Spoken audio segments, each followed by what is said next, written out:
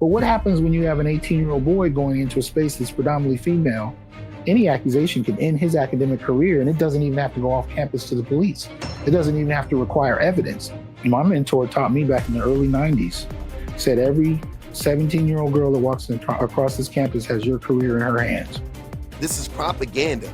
This is meant to disrupt the truth and to silence victims.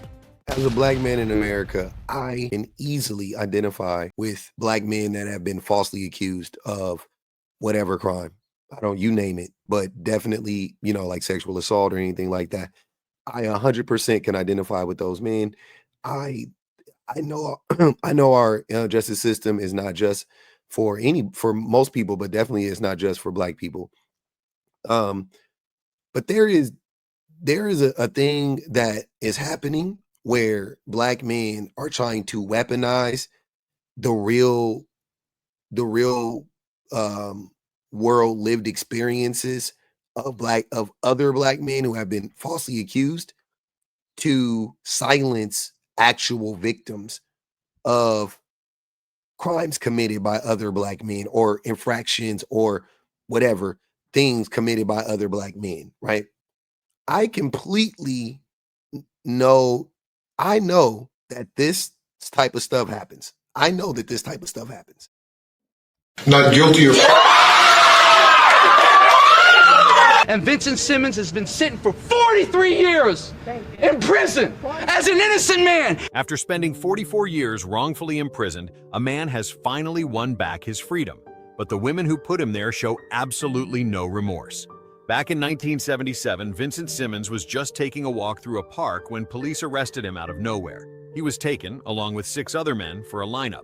Simmons was the only one in handcuffs, and tragically, he was the one the girls picked. Turns out, 2 14-year-old white twins, Karen and Sharon Sanders, had claimed that 2 weeks earlier, a black man had assaulted them on a remote back road. They said they met a black man at a bar while hanging out with their cousin, Keith Laborde, and offered him a ride. They claimed that after getting into the car, the man pulled a knife, forced them into the trunk, and then attacked them. When police asked the twins to describe the man's appearance, they couldn't give any real details. Instead, they said, all black men look the same. Simmons was dragged into an interrogation room where he was brutally assaulted. Still in handcuffs, he was shoved to the ground and kicked in the head by detectives. When he tried to stand up, Deputy Robert Laborde shot him in the chest, missing his heart by just inches. At trial, despite there being no fingerprints, no DNA, and despite Simmons having an alibi backed by multiple witnesses, he was still found guilty. The jury dismissed all of his witnesses just because they had minor infractions like littering, parking tickets, or disorderly conduct. In the end, Simmons was sentenced to 100 years in prison with no chance of parole. While locked up, Simmons never stopped fighting to prove his innocence. Starting in 1977, he filed motion after motion asking to see evidence related to his case, but every request was denied. It wasn't until 1993, 16 years later, that he finally got copies of the hidden documents. Those files revealed shocking facts. Medical reports showed Sharon Sanders' hymen was intact, and neither of the twins had any bruises or signs of physical assault. The real story? The twins lied, trying to cover up inappropriate behavior with their cousin. Finally, in 2022, at 70 years old, Vincent Simmons walked free. No apology, no compensation. Only his lawyer, Justin Bonus, gripping his hand and telling him, free, man. You free, brother. You free. You done. Meanwhile, the people responsible for stealing nearly half a century of his life said, we still have our anxiety, we still have our depressions, we still have our fears. A 25-year-old man lost 44 years of his life because of a stranger's lie. Should the cops, the judge, the jury, and those twin sisters be held accountable for ruining his life? Tell us what you think in the comments. Now, I can see something like that. I watched The Hurricane starring Denzel Washington. I've read countless stories of black men being exonerated after spending decades in prison. I know all about Emmett Till. I know about this history. I know about the reality that black men experience in this country. I went to high school with Brian Banks. If you guys don't know who Brian Banks is, he was accused of rape on the campus of my high school while I was in school. He was in the 9th grade. I was in the 12th grade. I know this stuff I know what happens. And later on, he was exonerated, by the way. I know this stuff happens. But I am here to tell any man, but specifically black men, you guys should not start to say this type of stuff. This is not the direction that we need to be going in. Every semester, my students had to go find a black man over 40 and basically chronicle his life. And we put it up on the blog for people to see. They had to get a picture and they had to do this interview, and they basically had to transcribe the interview and post it up. One, they find it hard to find black men over 40 that they can interview. That was one of the biggest problems. Two, the other problem I had, I didn't see coming. It was complaints from women online that this man, not that he was interviewed, but that that the interview wasn't structured in a way to denigrate him. Ex-wives, ex-girlfriends, old friends, people we work with. That nigga, he shouldn't be written about. He ain't this, he ain't that. And really the assignment is just an interview about his life. Where is he from? Right off the rip. That's not weird that sir, maybe these motherfuckers were just bad people. Like, instead of you clocking that, if different people are saying, it's not the same group of people saying this. You just said ex-wives, friends, and there's a bunch of different people that are saying this, right? You're going to try to internalize this and make this like, oh, this is an attack on black men. What if it's just that those men are terrible people? Are you saying that black men can be bad people? Are you saying that black men do not cause death and destruction? Are you like, what are you saying? I'm going to believe an ex-wife over, you know what I'm saying? Like in a friend and you know what I mean? Like you have all of these character witnesses that are going against this man. Why wouldn't you believe them? Why are you like, oh, well, I just wanted to tell a story about him. Like, what if they're saying, why are you trying to humanize this man when he is a monster? That's what that is, right? Like you can say that if you were doing an interview with Charles Manson and then people started writing in, like the victims of Charles Manson were writing in and we're like, yo, why are you trying to make Charles Manson like do like a fluff piece on Charles Manson? Like people would be upset about that. The people who he harmed. But you're not you not clocking that is crazy to me. From what did he experience? How does he feel? The fact that he wasn't being engaged just on humane terms and the interview wasn't structured and reliant on his denigration was offensive to a lot of the women that were writing in. Eventually, we kept doing that. And then Heavy D passed away, the rapper. I grew up listening to Heavy D. I grew up with him. He was only a few years older than me. His masculinity was always a little different in hip hop. It wasn't overly, machismo. He just seemed like the kind of brother you would want to hang out with. Real cool and down to earth. I've heard that's the case. I've never met him. But when he passed away, it hit me because I had so much respect for him. So I wrote my first blog piece about him. And that began an evolutionary process for me to really kind of work on this unspoken thing that I didn't know how to articulate about Black men. And it's still going to this day, but it evolved into the YouTube channel and into my upcoming book with Rutledge coming out in August. I took my son to his first college orientation at this California school. 75% of the incoming students for next year were female. I took a picture of, now you know how they have a table, you pick up your tags. I took a picture of it and I put it on Facebook. The only tags left on the table after everybody was sitting in the auditorium were tags for males, tags for Spanish speakers, and then there was a whole list of tags for those who were non-binary. What that meant was the majority of people sitting in the room were primarily female, right? Those were the majority of the tags. There were no female tags left on the table. And when I walked in the auditorium, 75% of the students in there, if not 80, female. So whose fault is that? Whose fault is that? If Black women are going to college, which we've had this discussion many a times, If black women are going to college, then why can't black men go to college? That I don't want to hear that. I don't want to. Look, man, racism is real. I understand that better than most do. I know that there is an attack on black men, but there's also an attack on black women. And since black women exist and black women are going to college and black women are getting degrees and black men are not, right? Since we are showing less interest in it every single day and black women are showing more interest in it every single day, my question then becomes, whose fault is that? Who is doing that? Now, it is connected to many failures. It's not one thing, but one of the main things is not enough black men are in the homes and involved in these children's lives. They don't have to be in the child's homes, but the children should be in the father's homes, and the children should be with the fathers and the mothers. But the fathers are not pushing education because most of the fathers aren't educated. The mothers don't have the time to do much to give them the infrastructure that they need, but they also aren't doing that for the black girls either. The black girls are just figuring it out on their own. And if you're saying that black boys need a little bit more attention, then so be it. That attention should come from the black men, though. This would be a failure of black men within our community. We can blame white men and we can blame the system, absolutely, but that system is affecting black women as well. So then it becomes more like we have to look at it on an interpersonal level. What are we doing? What are we doing as black men to correct this problem outside of complaining about it and having a literal victim mentality in this instance? I understand we are victims.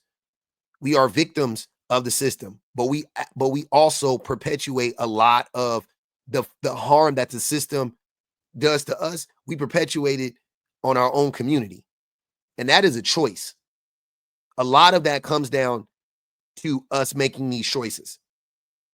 A lot of that comes down to black men not being willing to listen to black women and other people. But if black men were to listen to black women, then we can correct our problems. If black men were to follow black women, we could correct a lot of our problems. So the issue is misogyny, which he hasn't said it, but he said masculinity is how it hurts men. And I like that he said that because it is masculinity that's harming men. This is a problem that men need to fix. This is a problem that men need to fix.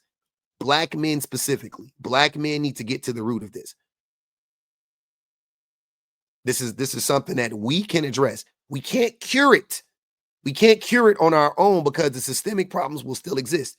They will still be persistent. I get that. But we can address it and we can change a lot of the problems that are happening within our community. But as long as black men are holding on to misogyny and misogynoir, it won't happen. And that is going to come down to a lot of black men making a lot of personal decisions to unpack that shit. I saw 3 black males, including my son. And even when I looked for males across race, it was like needle in a haystack, right? Now, I'm not saying every school is like that, but So there he goes. He just touched on it right there. He said, yeah, I didn't see a lot of males of any race in there. Okay. So why are you acting like this is a black man? This is a problem that exists within the community of men because of misogyny, because misogyny has made education feminine in the minds of men, and men no longer are interested in it. I'm just going to put it bluntly. Misogyny has made education feminine in the eyes of men. And so to further that thought, misogyny has made feminine to be a negative in the eyes of men. So everything that is attached to femininity is now a negative. Education is now attached to femininity. Therefore, men are now anti-education. That is a problem, again, that men need to fix. I did a show on Howard not too long ago. It is like that in a lot of places, Howard included. An accusation can be damaging. But we're also in the era of Johnny Depp. Wait. This is when it gets rocky. What the fuck does this have to do with an accusation? That you're tying in that black boys don't want to go to college. You're tying in accusations from women to this is disgusting. This is a problem that men have created that men need to address. And you're blaming women for this. And the first person you bring up is a white woman, first of all, that accused a white man of doing something. You couldn't even find a black woman that accused a black boy, or even a white woman that accused a black man, or whatever the case may be. You found a white woman who accused Johnny Depp. So in the era of Jonathan Majors, we're also in the era. Jonathan Majors did it. Johnny Depp did it. Just so we're clear, I want to go back real quick. These men are all guilty. Damaging. But we're also in the era of Johnny Depp. Guilty. We're also in the era of Jonathan Majors. Admitted it. Guilty. So we're also in the era of, what's Carly's last name? We're in the era where Carly Hood? Okay. What about it? The argument, listen to all women, believe all women, is. Nobody says believe all women. Nobody says believe all women. I'm so tired of you propagandists saying that. We're going to go right here to good old Wikipedia, where it says, believe women is an American political slogan arising out of the Me Too movement. It refers to accepting women's allegations of sexual harassment or sexual assault at face value. The phrase grew in popularity in response to the Brett Kavanaugh Supreme Court nomination. Now, believe all women is things that ignorant people say. That is, but the actual phrase, the political movement is believe women, which is reasonable. And you named a book, or this video that we are discussing right now, the name of this video is Believe All Black Men. So you have co-opted a false narrative. That's not even the real, you didn't even co-opt the right phrase. You co-opted it. This is not a real movement. There is no movement of believe all women. That's not a political movement. Believe women is a political movement because that's rational and makes sense. Believe all women is irrational. Believe all women is irrational. Believe women is very rational. And that is the actual political movement. So you're supposed to be an educator, but you're up here spreading propaganda and false information. Interesting. It's not, there's finally a public kind of acknowledgement that might be a little irrational. We went from not listening to them to now it's ridiculous. Like that believe women. It's like all of them. No, not all of them. Hence the phrase believe women. It literally says believe women, which means the majority, which we should believe the majority of women, because statistics show that the vast majority of the time the woman ain't lying. Scientifically, believe women is a correct statement. Scientifically, like logically, mathematically, scientifically, believe women is a logical statement. Believe all women, not a logical statement, not a scientific statement, not a mathematically sound statement. Believe women, all the opposite, all mathematical, scientific, logical. And I hate Bill Burr's takes on these types of issues. Bill Burr, when he gets something right, he really gets it right. But when he gets something wrong, he really fucks it up. And this is a perfect example of him getting something completely wrong and sounding completely dated and out of the loop. How about 85%? I'll give you 87%. All right. 87% would be believe women. He's even saying he's confirming that it's true. Listen, he's saying, isn't this fucking funny? Look. To now it's ridiculous. Like that believe women. It's like all of them. How about 85%? I'll give you 87%. All right. But that last 13% that keys your car, lights your shit on fire, and puts a family pet in a pot of stew. Who put a pet in a pot of stew? Glenn Close. Oh, yeah. That's from a movie, Bill Burr. That's from a movie. And that's not to say that doesn't happen or never has happened, but it's so rare that you couldn't cite a real story. You cited a fucking movie that came out 30 years ago or 35 years ago now. This is such a ridiculous take. I can't even believe I can't believe he would have this take, because he, at the end of the day, is a middle-aged white man. But this is crazy because Bill Burr is decent. Like I said, I'm not the biggest fan of Bill Burr. I do think he's funny at times. Like when he gets something right, he gets it right. Usually on race, he gets it right. I'm not gonna lie, he's really good with race stuff, but gender stuff, not so much. And he gets stuff right on gender stuff too sometimes. But when he gets it, usually the part where he really fucks up is gender. Gender, he's terrible. Generally, he's just bad at it. And this is a perfect example of that. But I want to just drive this point home. When he said 85, 87%, okay, cool. That is the statement, Bill. The phrase is believe women, which would mean if you're acknowledging that it's damn near 90% of the time the woman is telling the truth, then why are we questioning it? What else has that much accuracy, Bill? You name it. You pick a stat. Pick a stat. Pick a stat. 90% of the time it happens and you guys don't want to say it. That's your misogyny. That's your misogyny showing, bro. 90% of the time, based on what you're saying, 85, 87% of the time, by your own admission, and you're sitting here fucking nitpicking the 13% and saying, well, what about the 13%? Boom, you're a misogynist. Congratulations. Yeah, okay, all right. I think it was a separately You know what I miss? Yeah, tougher parenting and evidence. Those are the Tougher parenting, abusive parenting, things that I and evidence. miss from my childhood. evidence. Yeah. You mean Due people, process. right? Somebody says something happened and then someone else goes, well, I said it happened this way, like the old gumshoe shows. And they had to. Bill, you're 50 plus years old. When did due process exist? In your lifetime, married women were getting raped, and there was nothing like, what are you talking due process? Black people were like, segregation had like not even ended when you were born. It like just ended. What are you talking about? From your childhood? We used to have due process, but now we don't. Are you fucking nuts? Figure it out. Right. Yeah, that doesn't exist now on social media. It's just Right. like, it's just frontier justice. Right. You feel how nervous everybody just got? Social media people they are the people who present the most receipts historically.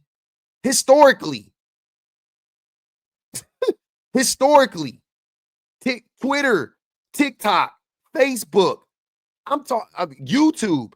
They present the most receipts. They do deep dives. Regular people do deep dives and find all types of information. What the fuck are you talking about? It's the complete opposite. People aren't just making accusations nowadays and nobody is substantiating it. Like, that's not what's going on. There's more evidence than ever. Nowadays you get too much evidence almost. It floods you to where you start to feel like it's overwhelming. You're like, damn, this is even like all like, I don't know, man, it's too much stuff. It ends up having like a reverse effect sometimes. He's talking about nowadays there's no due process. Stop. Got in here, the fact that I just suggested that there should be due process. This guy's talking crazy, man. Listen to That's not why the people got nervous. The people got nervous because you were looking bad. The things you were saying was stupid. That's why. women, yes, but we still have to have evidence. We still have to have this notion of believing all women, and that's the end of the discussion. When you got black men that have been in their graves for decades that are now being reframed as sexual aggressors, and they're not even here to defend themselves. So what? And what black men are you talking about? Be specific. What black man is in his grave being quote unquote reframed as sexual aggressors? Name them. But what happens when you have an 18-year-old boy going into a space that's predominantly female? Any accusation can end his academic career, and it doesn't even have to go off campus to the police. It doesn't even have to require evidence. My mentor taught me back in the early 90s, said every 17-year-old girl that walks across this campus has your career in her hands. What? No, look, man. First of all, he said he had a mentor. His mentor was terrible. This is the thing. These are the things that black men are teaching other black men. These are the things. No. I'm sorry. These are the things men are teaching other men. That's not even a black thing. That's men are telling other men that same stupid shit. Why are you so afraid of girls and women falsely accusing you, quote unquote? That is something I have never, ever been afraid of. Ever. Never. And that's not because I'm ignorant or nothing like that. It's because I know better. Like, what the fuck? Why would she do that? That shit almost never happens. It almost never happens. The way that the way that women get ostracized for coming forward with allegations, the vast majority of women are not interested in doing that. And videos like this and content like this and the public backlash that women face for coming forward is exactly what these dudes want. This is propaganda. This is meant to disrupt the truth and to silence victims, specifically of black men right now. That's what he wants to do. But you could apply this logic to white men too, or whatever men in between. He wants to silence the victims of black men. This is crazy. As if black men cannot victimize people.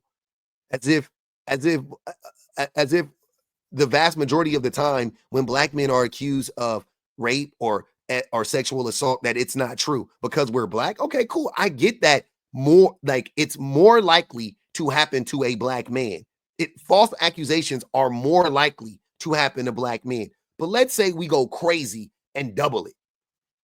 No, fuck that. Not crazy. Let's say we go 4 times. Let's say we go 4 times the amount, you know what I'm saying, versus just the overall numbers. Now, the overall numbers vary in between 91 and 99% accuracy. 91 and 99% accuracy. I think that it's closer to the 99%. I think the vast majority of the time, the women are telling the truth, right? And we have found that even when women are not telling the truth, quote unquote, not telling the truth, but even when women get it wrong, all they did, the thing actually happened. They just got the wrong person. They thought it was you. It looked like you. He smelled like you, whatever it was, but it wasn't you. But a man did it. Somebody did it. But let's go 1%, because I think it's closer to 99% of the time the women are accurate. Let's multiply that by 4. That's 4% now. So let's say that in cases involving black men, 4 to 5% of the time, the accusations are untrue. I can accept that. That would mean, though, that 95 fucking % of the time, the woman is telling the truth. Because let's also keep in mind that the vast majority of women that are accusing black men of sexual assault and rape are black women, not white women. I know how you guys like to pluck the white women out and act like it's the white girls that do. No. Yeah, they do it. Yep. And you know what? I take that back. I wouldn't even say it's 4 times likely, because it's white women. That's not the vast majority of women that are doing it are black women that are accusing black men of rape and SA. So in reality, it's probably somewhere around fucking 1.5%. If it's 1% for everybody, it probably goes up like a half a point, because black women ain't lying on black men.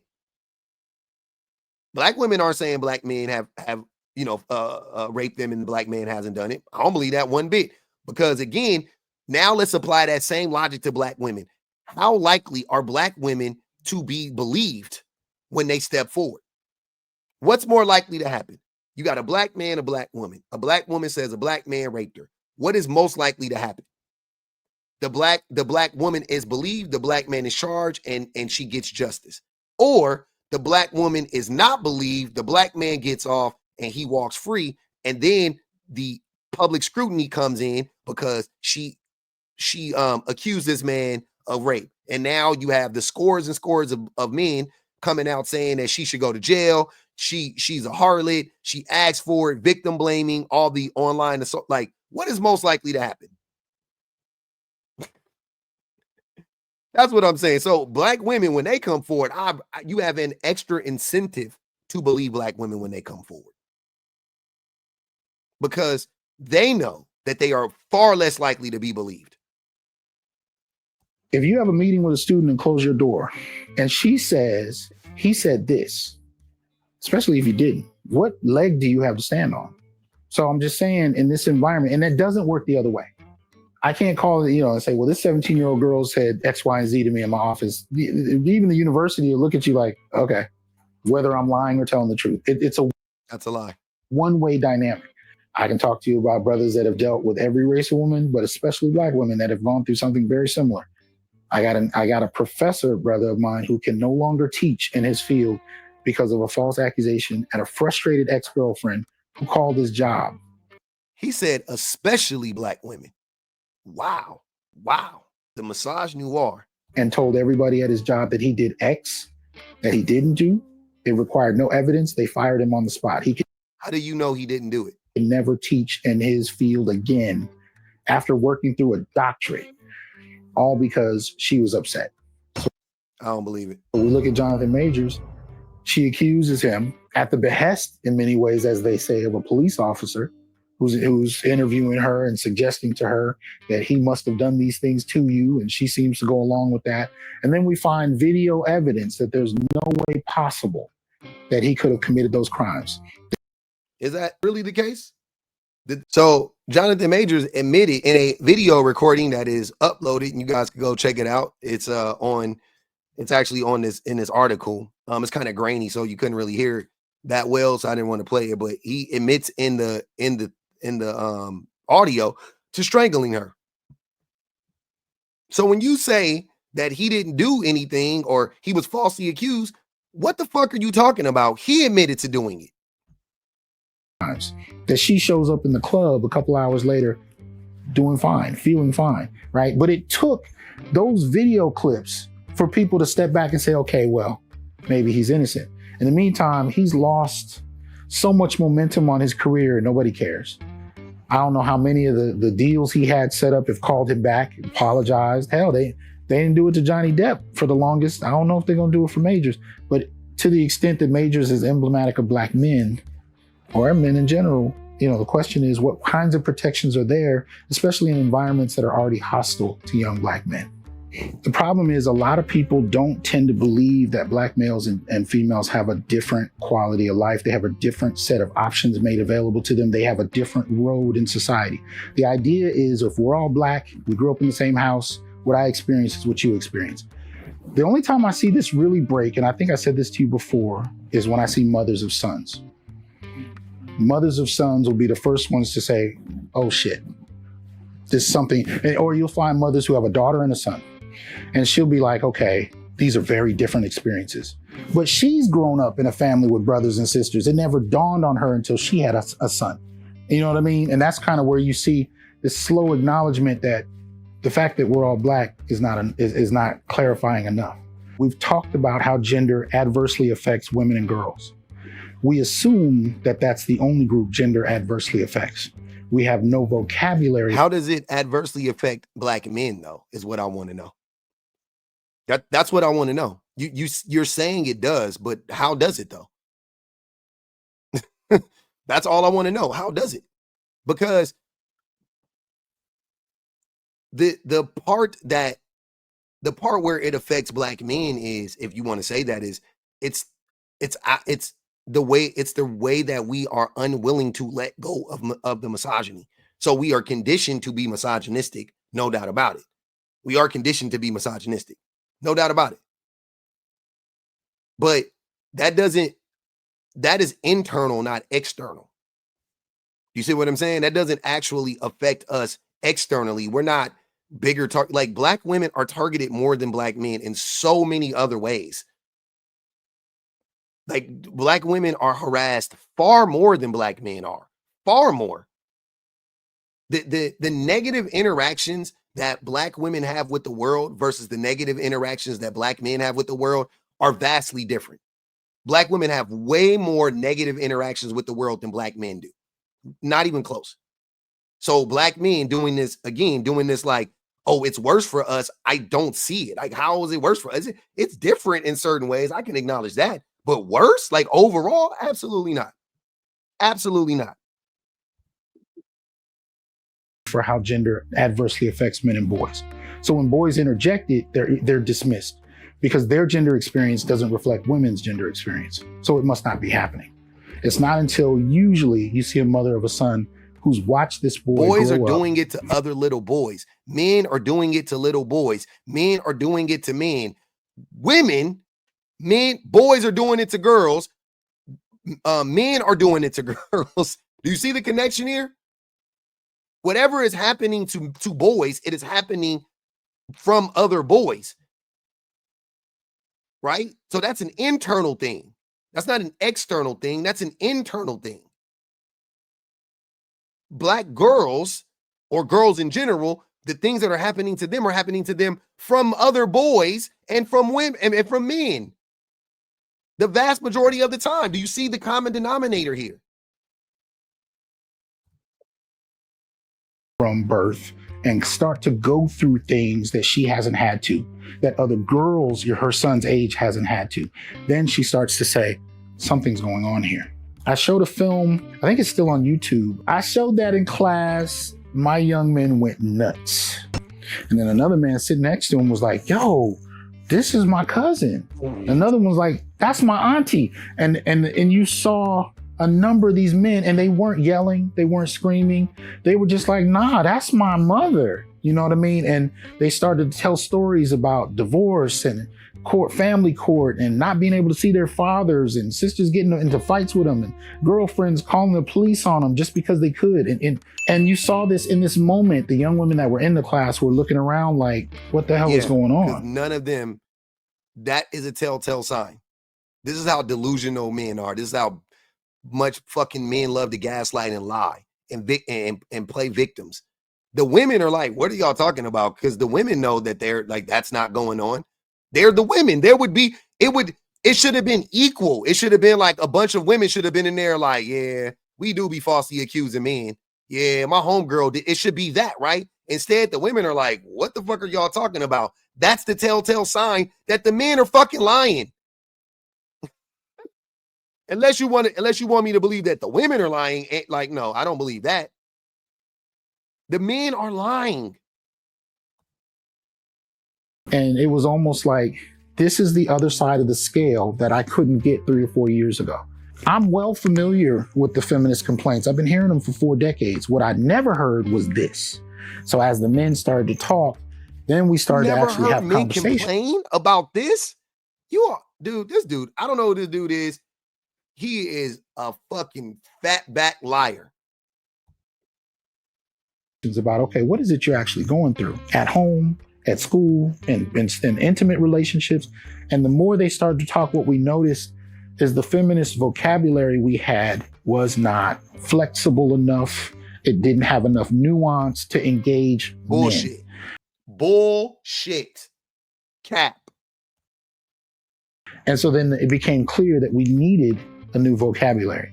So around this time is when I meet Tommy Curry, and he and I are very much in alignment about this need. And we're coming at it from different experiences, but we're very much in alignment. I just want to say 2 things before we get out of here. One, that was disgusting. That was pure propaganda, and that is harmful to black boys. That is not helping us. That's not helping black men. That's not helping black boys. That's not how we address this problem. Any problems that black men need to address, I promise y'all, we need to address it right along with black children and black women and everybody else in our community, because everything black men go through, everybody else goes through in our community. I promise you. Everything else black men go through, everybody else goes through in our community. I just want to say that right now. Every problem we should be addressing it from a holistic standpoint as black men. Secondly, everything he just said is dangerous for black women, black girls, and black boys. Everything he said right now is dangerous. Because when you talk about women, are we saying, because you said believe all black men, so what if a black child says that a black man did something to them? Should we not believe the child? Because we believe all black men. See how that works? This is dangerous, disgusting rhetoric. The worst. This is like some of the worst shit I've ever heard on the internet today. It makes me sick listening to it. I don't have the words to describe it. It was bad. It was all bad. And this dude is a complete fucking goof troop. The people, I love that he mentioned Johnny Depp. I love that he mentioned Jonathan Majors. Those men are guilty. Those men are not fucking innocent. There was a smear campaign against Amber Heard. Johnny Depp is an abuser. Johnny Depp, if you paid attention to that at all, Johnny Depp was definitely an abuser, without a doubt. Without a doubt. Her abuse was reaction. She was reacting. She had reactive abuse, if anything. His abuse, he initiated the abuse, though. Secondly, Jonathan Majors admitted to strangling his girlfriend. He was not innocent. He was a violent man. He was a domestic abuser of women. No doubt about it. Don't know if he is anymore, but he was. He did it. Period, point, fucking blank. I'm glad you mentioned those men. The video you showed of Bill Burr, he was wrong. In his own video, he contradicted himself. It didn't make any sense. Again, I'm gonna say this and I'm done. If you have to lie to make a point, you don't have a point. When Bill Burr said, believe women, and then he changed it into believe all women, that was the lie. Because I won't say nobody, but I've never heard women say believe all women. I've only heard men say, oh yeah, this believe all women thing. That's what you guys have to turn it into. Because believe women makes sense. And even Bill Burr said it did. He said 85% of the time, 87% of the time, they're telling the truth. AKA believe women.